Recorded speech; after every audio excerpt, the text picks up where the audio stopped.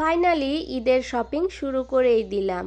এবার ঈদের শপিং শুরু করতে একটু দেরি হয়ে গেল। আসসালামু আলাইকুম, কি অবস্থা সবার? এখানে ইফতারের জন্য তেহরি রান্না করছিলাম। মাংস প্রেসার কুকারে রান্না করে নিয়ে তারপর চাল ভেজে নিয়ে মাংস ঢেলে দিয়ে রান্না করে নিয়েছি। আর ইফতারের পর ঠিক করলাম যে আমরা শপিং এ যাব। তো যেই ভাবা সেই কাজ।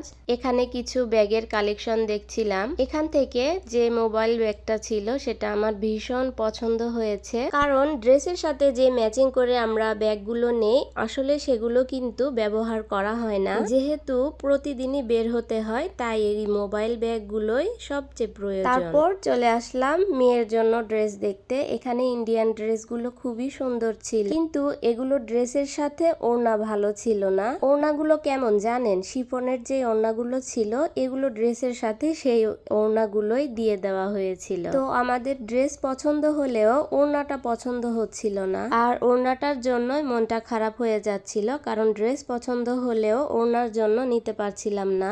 আর এদিকে রাতের অনেকটা সময় হয়েছে, আর আমার মেয়েকে যেটাই দেখানো হয় সেটাই তার পছন্দ। আসলে বাচ্চারা এরকমই হয়। কথা হবে নতুন কোনো ভিডিওতে। আল্লাহ হাফেজ।